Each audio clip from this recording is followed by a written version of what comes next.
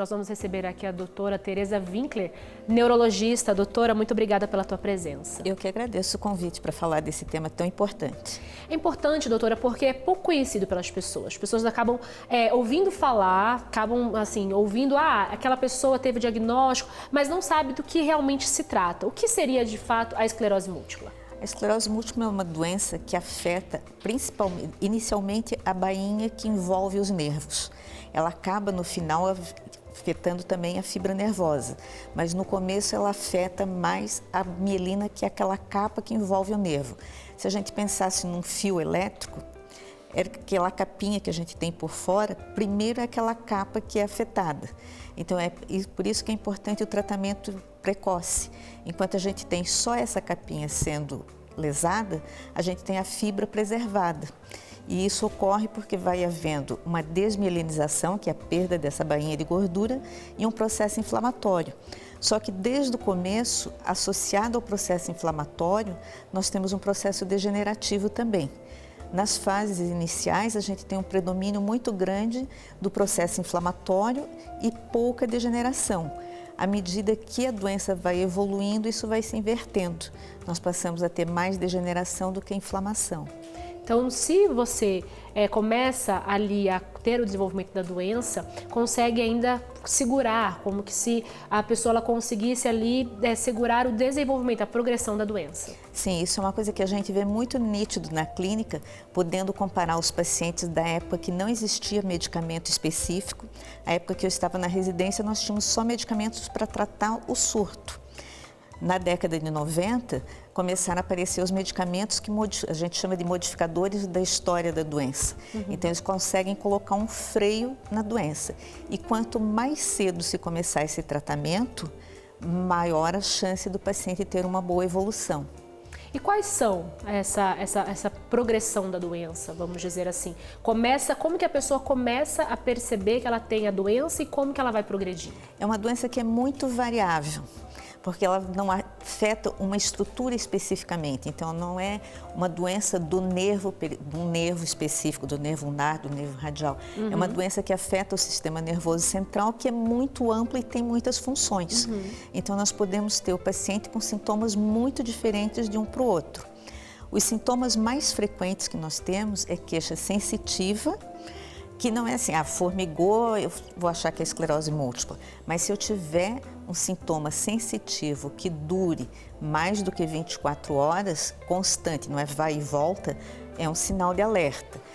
Perda de força, em geral, não é uma perda de força muito importante de ficar com o braço paralisado ou com uma perna paralisada, mas sentir o braço pesado, a perna pesada, uma alteração visual que também não costuma ser uma perda completa da visão, mas uma alteração visual que atrapalha para ver, para ler, atrapalha para perceber uma cor com nitidez. Esse paciente é o paciente que deve procurar o médico. Ele tem que procurar, então, vamos dizer que seria o início ali da manifestação da doença. Sim. E se não cuidar? Porque eu acho que isso é sempre muito importante a gente falar, porque acaba que as pessoas elas têm que entender o que pode chegar, o quanto é importante você ir no início, você sempre estar ali cuidando da sua saúde. Porque se você não cuidar, nessa fase que é o início da doença, a que ela pode levar? Vai depender de que local for afetado. Então, se eu tiver o nervo óptico lesado, o paciente pode perder a visão daquele olho. Se o paciente tiver uma lesão no cerebelo, o paciente vai poder ter uma incoordenação motora. Se a perda da mielina for na medula, esse paciente pode perder a força nas pernas. Então, vai depender do local. E à medida que vão ocorrendo os surtos, nós vamos tendo menor capacidade de regeneração.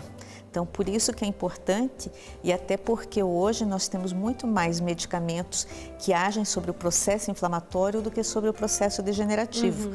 Então, nós temos que correr contra o tempo para agir sobre esse processo inflamatório. Para impedir essa progressão o máximo possível. E o que leva essa doença? A medicina ela consegue explicar quais são os motivos, se tem um start, se vai ter ali alguma coisa que vai trazer o despertar dessa doença, se é genético, como que essa pessoa pode desenvolver essa doença? Nós não temos no momento nada que a gente possa fazer para evitar a doença e também não sabemos exatamente o que causa. A gente sabe que existem alguns fatores de risco para a doença, então é mais frequente em pacientes jovens, mais em mulheres. Se sabe que está aumentando entre as mulheres no mundo inteiro, mas não se sabe por que motivo. O único fator que a gente sabe que realmente contribui, mas não é o principal e que se pode cortar é cigarro. Então, o cigarro, a gente sabe que tabagismo aumenta a chance, como aumenta a chance de várias outras doenças. Mas que mecanismo exatamente está envolvido? Se especula processos infecciosos na infância ou na adolescência, mas ainda não se tem o fator etiológico bem definido. E a senhora falou de medicamentos, né? Que hoje tem medicamentos mais modernos que retardam esse processo todo, né, de progressão da doença. E existe algum outro tipo de tratamento ou ele é mais objetivado ali através dos medicamentos mesmo? Nós temos os medicamentos imunomoduladores e os medicamentos imunossupressores. Felizmente, hoje nós podemos contar com um tratamento muito mais individualizado. Até uma década e meia atrás, nós dispunhamos basicamente de 4 medicamentos. Para você ter uma ideia, hoje nós temos 17. Então, é uma área que está se desenvolvendo muito, mecanismos diferentes de ação de medicamentos estão surgindo e a gente vai tateando o medicamento dependendo da sintomatologia do paciente, se é mais grave ou não, de que tipo de lesão ele tem, porque existem alguns sinais radiológicos e clínicos que nos indicam que o quadro pode vir a ser mais grave. Então, hoje a ideia é fazer um tratamento mais individualizado. Mais individualizado, cada um com a sua particularidade. E é claro que a gente também, dependendo do caso, a gente precisa de fisioterapia, de fonoaudiologia, mas vai depender de qual sintoma o paciente está apresentando. Daquilo que ele está vivendo naquele momento. Naquele momento. E quem tem uma pessoa com esclerose múltipla em casa, o que é importante para essa pessoa que convive com uma pessoa com esclerose múltipla, ela entender, compreender, no que ela pode ajudar? Tem algo que possa ser feito para ajudar essa pessoa? Eu sempre falo que o melhor é tratar a pessoa como se não tivesse nada, normal. Não se precisa achar que no momento seguinte a pessoa vai estar com um problema muito sério. Então, é aproveitar sempre o que a gente tem. Pode acontecer alguma coisa? Pode, mas pode acontecer com qualquer cidadão.